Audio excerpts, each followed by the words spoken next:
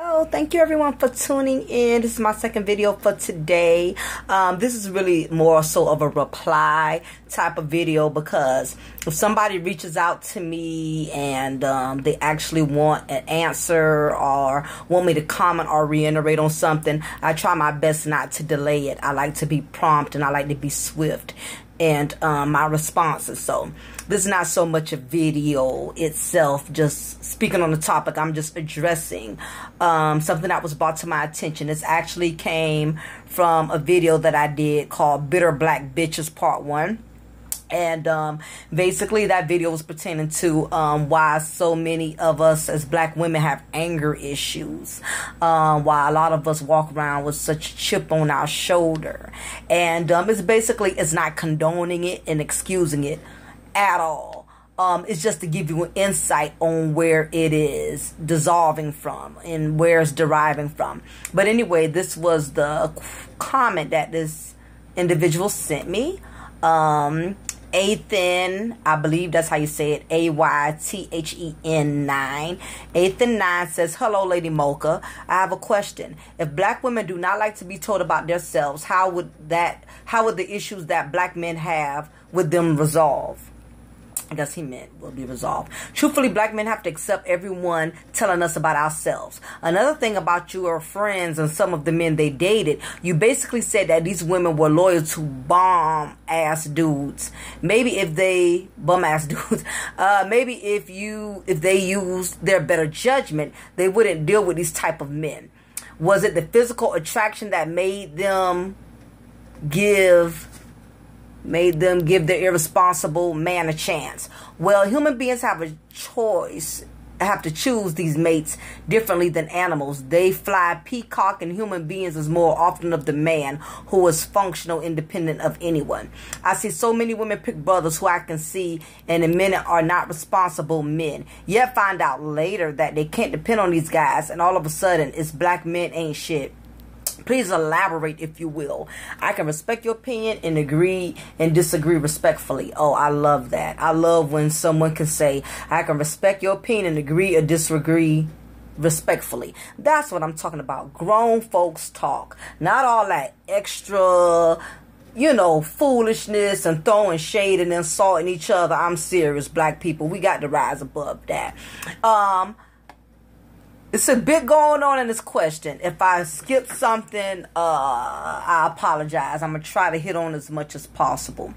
When I made the statement about some of my friends who was basically loyal to guys that, weren't really good for them. Basically what I meant was there's a lot of negativity about black women not being loyal. I'm hearing all the time that white women are loyal, Asian women are loyal.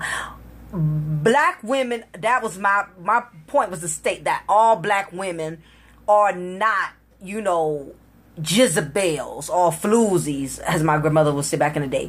All black women are not out here to deal with a bunch of random dudes, have babies from different men who we think we could benefit a paycheck from.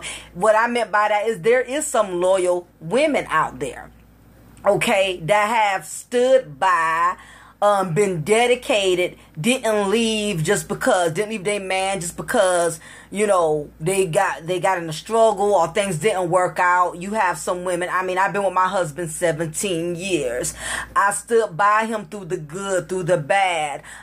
Things wasn't always peachy keen in my marriage. We both had the opportunity to leave and call it quits, but, we both realized there was that it wasn't so much the marriage being bigger than us, but we are bigger than our marriage. So that's the difference. A lot of people think the marriage can make them, but no, you make the marriage. So that's basically what kept me and my husband to be together after all of these years, okay?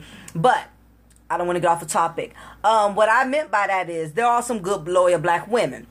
Now, from what I can decipher, what you were stating is that the men that black women choose to be loyal to are basically bums or men who don't have nothing or whatever the case is. Well, it all depends, because loyalty, it comes on different levels, okay? And loyalty don't mean the same thing to everyone. Let's just first state that, okay? A woman could be faithful, but at the same token, she don't cook, she don't clean, she don't help be responsible. She may not deal with a man on the side or whatever, but she's not loyal as far as to doing her duties around the house like a woman. Or you may have a woman who cooks, clean, make sure your jeans press, your work clothes are pressed every week, your lunch is made every day, your breakfast is made every morning. She gets up and make you a cup of coffee, on point with her duties, but could be a hoe on the side of that. You get what I'm saying? So it depends on what you mean by loyalty, okay? Because loyalty ain't the same thing to everyone. Let's just get that cleared. Now, this is the next thing. When I brought up my girlfriend who was really loyal to the gentleman that was in the shelter, well, basically, this is the thing. Sometimes all women, we cannot be, it's kind of like an oxymoron situation. Black women are told that we are too choosy, that we tend to want people that don't live up to the expectations that we can't even live up to. Like if I'm living in the projects, but I want a basketball player from the NBA to marry me, okay? You got to, some of us be reaching a little too high. You get what I'm saying? So it's kind of one of those things where black women are constantly being told, you reaching for things that you're not even on the level with. So that's one of the reasons why some of these black women go and pick up guys that's kind of on the bottom scale, is because it's not so much that that's the best she can do, but she's in a struggle herself, you feel me? So by her being in a struggle, she can identify with his struggle. Meaning that, because I can be honest with you, my friend at the time was a single mom staying in low income housing, raising her sons, okay? Difference was with her, she worked her ass off, okay? She was a CNA. So she wasn't one that, was just staying in the projects and living off the system. No, she worked. And basically, when she met this gentleman, he was staying in the shelter, okay? So I don't think it was so much she was stupid, but I think she called herself empathizing, because at the same token, she was in the struggle. And if you think about it, people who are on the same level kind of have the empathy that other people are not on that level have. For example, back in the day, we used to borrow sugar from our neighbor and nobody thought nothing of it, People used to borrow sugar and eggs all the time, okay? Especially if you was in a neighborhood that was kind of, I don't want to say filthy rich, but was middle class, where people still had to kind of depend on each other. No one judged you, but you cannot move. You couldn't have did that in them rich communities, okay? You couldn't do that then. You couldn't, knock on your neighbor $300,000 house and ask for sugar and ask to borrow anything or whatever. They'll look at you like you crazy. Like, wait a minute, if you living out here with us and you can afford to live in the same type of house we live in, and you can afford to live in this gated community, you shouldn't be having to come over here to borrow anything. I mean, so it's kind of like, again, you identify with people that's in your struggle. Those of us who done had to borrow, done had to, lend things, we don't look at somebody else funny who may have to borrow or need something from us at the moment because they can't afford it. I have girlfriends that call me, girl, you got $10, you got $15, I need some gas. I get it. It's times I had to get gas money. I understand that. I'm not no rich bitch, and I'm not going to try to claim it, act like I am one. But now, say if I had a girlfriend who making big figures and she's an attorney or a lawyer and stays in a nice community and drives a BMW convertible and all of that, she's not going to be able to identify with my struggle, especially if she never had to struggle or either she forgot the struggle. Okay, so back to my question, back to the subject at hand. basically, some women don't pick up dudes because that's the best they can do. Some of them are in reality that my situation, I'm not even where I need to be. So versus trying to get somebody that's going to be way above the ladder and I can't reach it, I'd rather get somebody that's kind of on my level where we can kind of identify with each other's struggle. Now, this is the difference. Now, some women on the other hand, they pick up guys, and I'm more of a subject, but they pick up men, like I said, for that reason, because they feel like they could identify with the struggle. They feel like, I'm kind of going through right now, so I know he's going through. So what happens is, the only difference is there's a difference in how the struggle operates. As in my friend case, she put him on because at the same time, she struggled. She been a single mama, so she put him on in hopes of them building gradually together. Okay, so all black women are not picking up these men that don't have nothing. You got a few, dumb monkeys out there that do stuff like that. I'll talk about them later. But some women, the majority of them, black women, they pick up someone who's down to the bottom because at that point, they're down to the bottom. And the thing is, I'm putting you on not because I want you to continue pulling me down any further. I want us to build together. And that's what she was looking for. She was hoping that him and her, if they got together, they would be able to build, because once he moved in, that's all she talked about. She said, okay, eventually I'm looking for us to get a house in about a year. I'm looking for us to do this and do that. Her mind wanted to elevate to the next level. So she didn't pick him up out of expecting to fail. She picked him up expecting that he would be someone that would contribute to the little bit that she had, so over time they could build together. Like me and my husband, I honestly, when he met me, I was to the bottom. I was. Me and my father fell out and had, I was rebelling, I was a teenager smelling myself or whatever. So I had to come back home to Savannah because I was my stepfather, which was an awesome dad, raised me, and I just kind of got out of control. So I moved back to my hometown. I have to live with my mother, and we started bumping heads. And at the time, I was dating my husband. Now, keep in mind, when he met me, I didn't have anything, because my fabulous life that I had with my stepfather, where I had my own car, had a big old home, was living in a big home and everything with my dad. I left that all behind, being immature and stupid, and not understanding how well off I really was, just rebelling. So when he met me, I was at my bottom point. I didn't have no car, I didn't have no job, I didn't have no money. So he could have easily dismissed me and said, you know what, she's to the bottom, she don't have nothing, I'm not about to sit up here and deal with this broad and everything.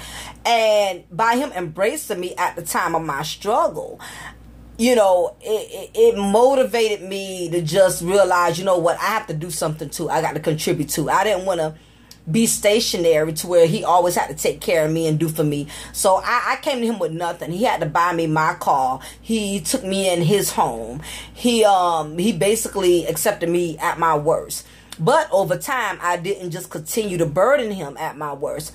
I went to school. I got my associates. Then I went back and got my bachelor's and all of that. And, in between that process, we had our daughter and stuff. So unlike most people that would have been granted an opportunity like that, they wouldn't have made good with it. Me, on the other hand, I made sure I went to school and I worked. I was on the same job for 5 years and everything. So, I made sure I returned the favor. It had been times when we went out and did things. I paid for his food. I paid for his dinner. We went out of town to go to concerts. I would pay for his concert ticket, just on the strength of him being there for me when he could have wrote me off, you know what I'm saying? And, sometimes people can't help the situation they're in. But I think the problem with black women, we are constantly empathizing.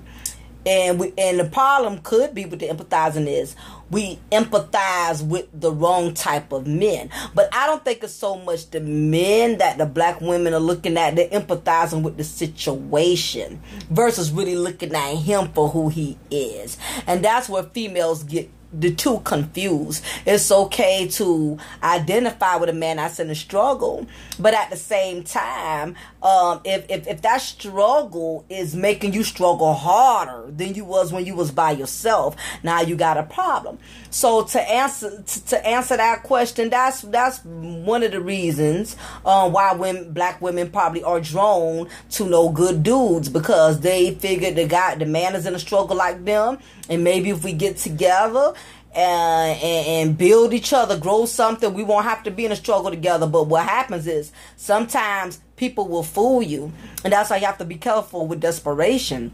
When you're desperate, especially women who got children, they're the most vulnerable, for the simple fact that a man could come into their home, meet their kids for the first time, and act like he really likes her kids, act like he's really into her children, and she'll fall in love with the fact that he acts like he cares about her children, especially if their father's never really been there.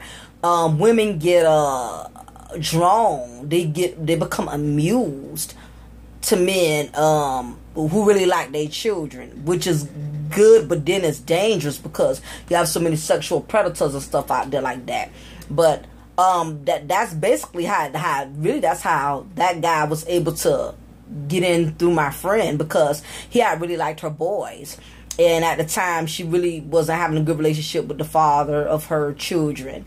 So he used that to his advantage.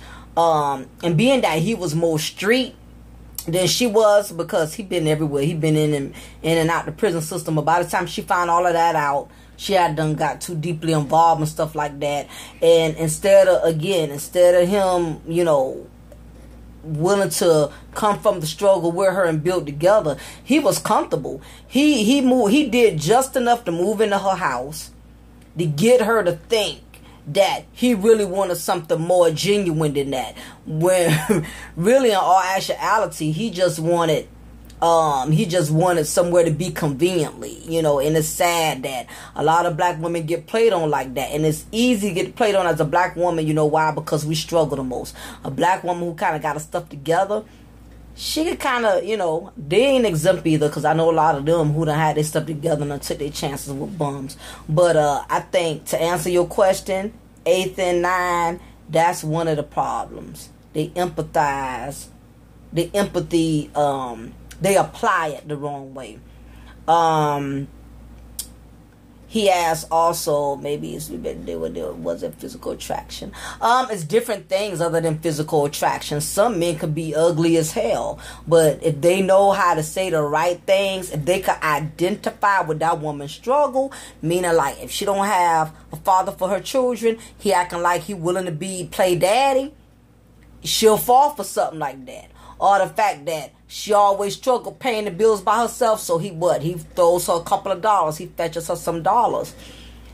She'll go for something like that. The problem is black women are too vulnerable in the struggle. When you're in a struggle, you could become very vulnerable. I see, what was the other thing that he mentioned? He said that black men have to accept everything everyone tells them about themselves. And I'm going to be honest with you, black women, we do have a problem with that.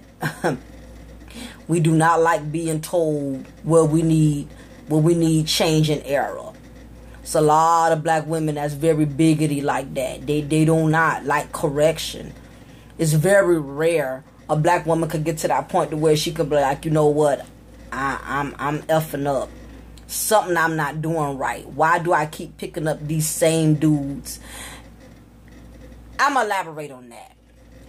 The majority of us, to be honest with you, upbringing has everything to do with how black women are mentally structured. If she has a mother, let me tell you something, you'll learn a whole lot about what kind of woman you're dealing with based on the type of woman who raised her. Now, in some cases, there's some women who have the opposite. Like my mom, it's 5 of us all together. And I say out of the 5, there's 3 different fathers and stuff. But, you know, my mom, she always took care of me. I never wanted for anything. I didn't see all kind of men in and out the house. I didn't have her. My mom wasn't on that type of level of triflingness, if that's a word. Because she's from the old school, you know what I mean? So back then, single mothers from the old school wasn't like these new era single mamas. She didn't bring all kind of men, all that in out the house or whatever. And we didn't want for anything. Our child support went on us. And she ain't went to no club while there was not no food in the house and things of that nature. But some of us, the type of women who have birthed us and raised us, is the reason why a lot of us are in the hot mess we are in now. Because what's starting to happen is you got too many black women up here lying to their daughters. They not keeping it real with their daughters. They not telling their daughters from the jump, you don't want no kids right now. You want to go to college. You want to get you a job. You want to be independent. It's not enough black women sitting up here being real with their daughters. You got a lot of them up here lying and feeding their daughters these fantasies that all you got to do is look good and be cute and draw the right man and you don't have to want for anything or whatever. These women are not out here schooling their daughters. They're not telling them. They not only they not telling them, they're not giving their daughters the type of resources to not resort to what they have to resort to. There's not, and I'm not saying all black women. Let me get that out of the way. Some of y'all are not giving y'all children something else to look forward to in life. My daughter, I used to keep her in activities like cheerleading and all kind of things to keep her mind constantly growing. Not only that, I have very deep intellectual conversations with my daughter. I'm not one of those mothers that say, don't do this, don't do that. Because I think when you drill, don't, that really makes a child want to rebel and be curious even more. I always try to give her 2 ways of looking at things. Like, for example, I told my daughter I didn't want her getting pregnant. She slipped on me and some little clown nigga got in her head and you know what I'm saying? And she came and talked to me about it, and she was really devastated about it. And, you know, I didn't scold her for it because I didn't always do the right thing either when I was her age. But what I did do was I broke down on her. I didn't lie to her. I didn't sit up here and make her think that, oh, it's okay if you get pregnant, girl. You can get you some stamps. You can get you some wig, and you can just put that nigga on child support. No, I did not tell her that. I told her, no, if you end up with right now, you're only 15 years old. The odds of, if you get pregnant now, the odds of this young man being involved is slim to none because he's still growing up himself. He is not old enough to know how to be a father to a child. If God forbid, if you produce a child from him, he wouldn't know how to help you father that child because he's still a boy himself. I kept it real. I did not dress it up and fantasize with her. Some of these black women out here, as soon as your daughters get pregnant, you're throwing baby showers. You glamorizing it. You let them see the glamour. All you got to do is go get your child support. All you got to do is go file your stamps. But you ain't keeping it real with her and letting her know it's going to be days, it's going to be hard. You're going to want to cry.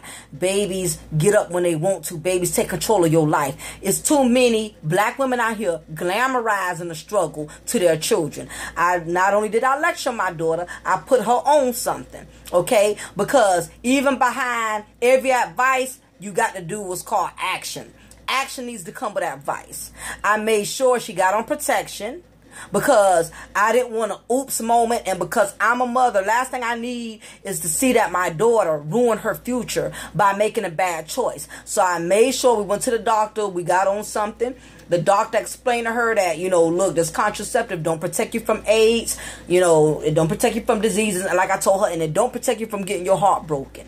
Don't think because you laying up with Daryl, Keith, and John, you know what I'm saying, you not going to stand a chance of becoming disappointed and getting your heart broken for putting yourself out there too easy all the time. So, I'm off subject. But upbringing has a lot to do with everything. Some of us have not had black moms that sit down and keep it real with us. You know why? Because black mom was too busy trying to get her a man, especially if she was a single mother. If you was raised by a single mother, the majority of the time, she was too busy trying to keeping her mind occupied on trying to get a man to come in and help her with the struggle versus talking to her children, talking to her daughters, and teaching them, okay?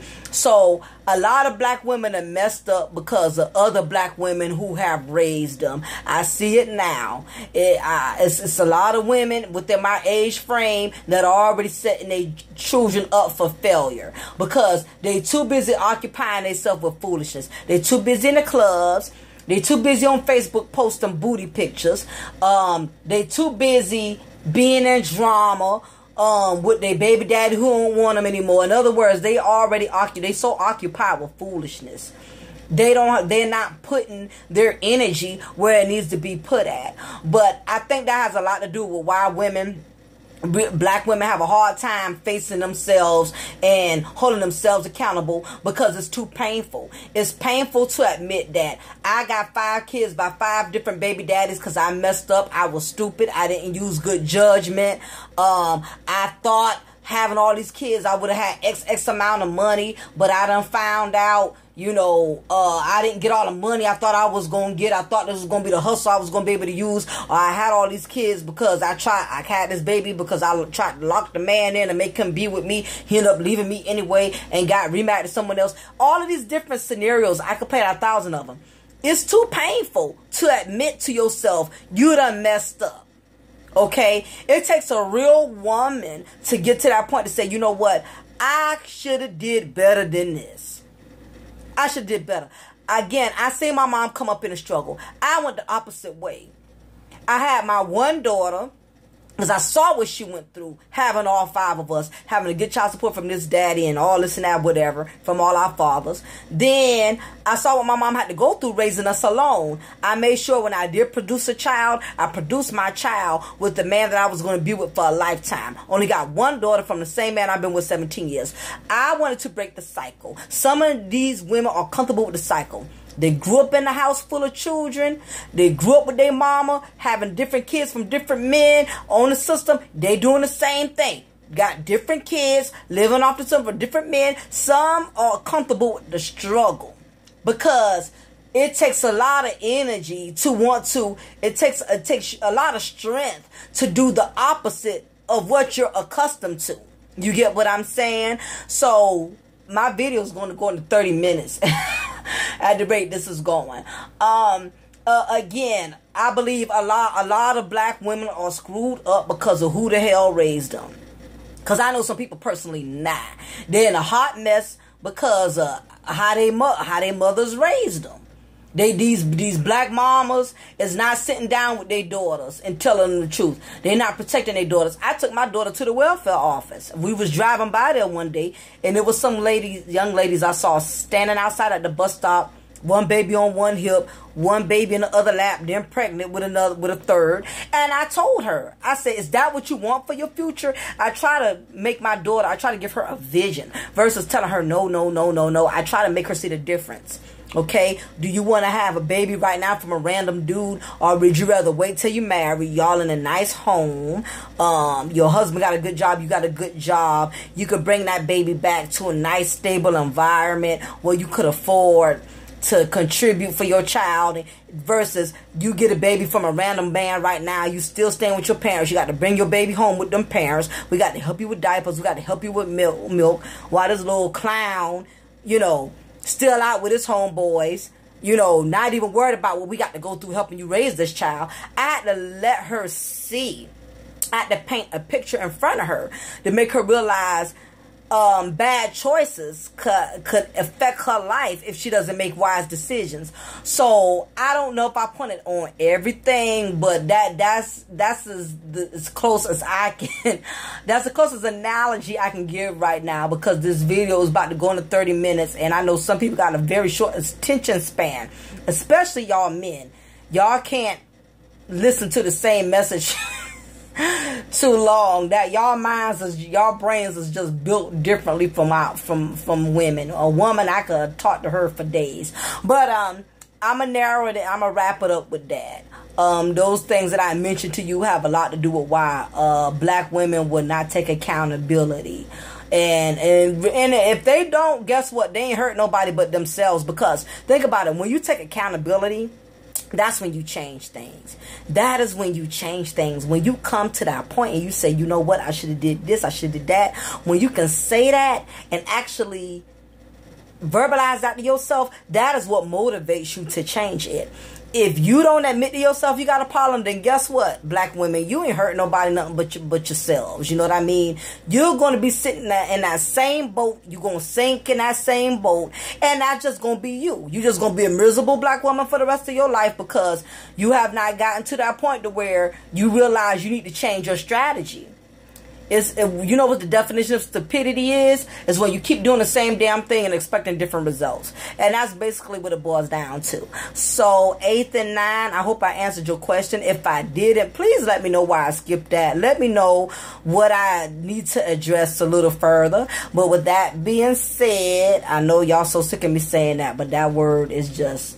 that phrase is going to always be stuck with me. Y'all have a wonderful day. And remember, I'm going to be doing a message very soon on married black men. Beware. Because I have a really powerful message for you guys that I believe is really going to be beneficial to you and maybe any other black married men for that matter. So y'all have a wonderful day, and I thank you for tuning in with Lady Mocha to Cafe de Paris video. And I will be sending some new messages out pretty soon. Have a good one.